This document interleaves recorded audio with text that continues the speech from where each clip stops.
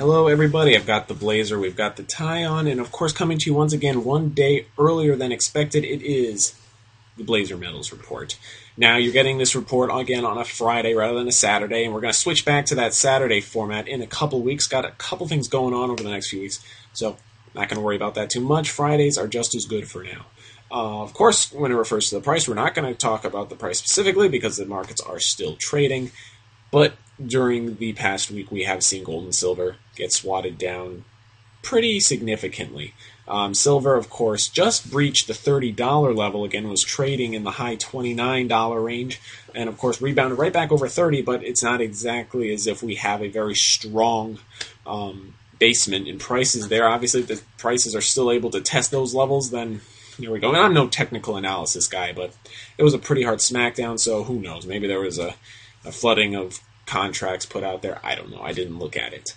But it was still significant. Silver is, again, flirting with the $20s, $29 price level. Gold also took about a $40 tumble from where it was earlier in the week. We were trading around $16.80 at one point. Now we're all the way back down to around the $16.30s. So, once again, you got to look at these things, as Mike Maloney would say, as a buying opportunity. Look at it as a gift. Keep stacking. So, in gold, referring to this price and talking about gold and the prices being lower, two big things. One, there was an article on Zero Hedge which made an interesting point that the concept of manipulated markets in the commodities, specifically the precious metals, is becoming more of a mainstream concept. I find that interesting because usually whenever you talk about a manipulated market, you're treated as a conspiracy theorist. Now, whether that is warranted or unwarranted, the facts are becoming almost undeniable, and as we move forward with this mass currency debasement, I think it's going to be really hard to keep consistent arguments about why the gold price, or the silver price for that matter, shouldn't be significantly higher, or most commodities, especially when you consider just how much currency they are creating, or just how many dollars exist before we started doing bailouts. So, there's that argument. Also on gold, I found this very interesting. Something happened this past month. We set a record. For the first time since March of 2001, gold prices declined for 3 straight months.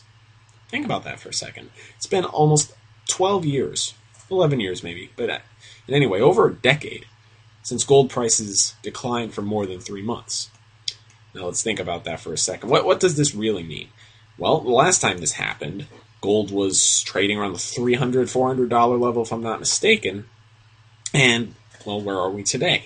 $1,600 silver. We were as high as $1,900 about 7 months ago, maybe a little bit more than that. It was a massive run that we went on. Now, is this another consolidation phase before a significant price movement upwards? Who knows? If you look back through my videos, I made a prediction video on the last day of 2011 saying that I wouldn't be surprised if we saw $3,000 gold, just based off of the history of corrections and consolidation periods. And I'm no technical analysis guy, and I don't pretend to be. That's just my opinion.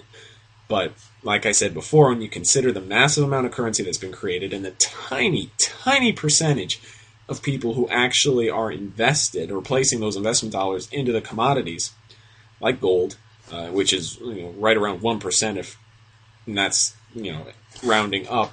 And we won't even talk about silver, which is the 1% of the 1%, then you have, in my opinion, a very strong argument for a very, very high gold price.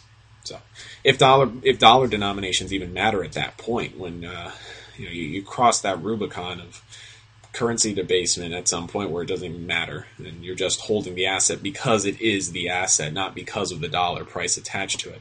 And that usually happens, I think, anytime you debauch a currency like this. So either way, I found it very interesting. First time in over a decade, well over a decade for that matter, that gold has had this kind of consolidation period.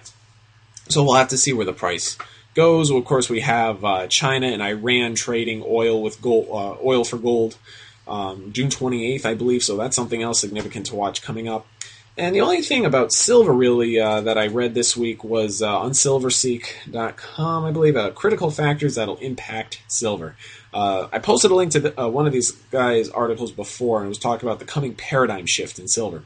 And this guy makes the argument that if you consider declining ore grades, declining mine production, increased demand, or just raw figures of what they would need to mine, drag out of the earth to meet projected demand for silver, it's painting a very bullish case, or at least a very bright future for the bright, shiny metal.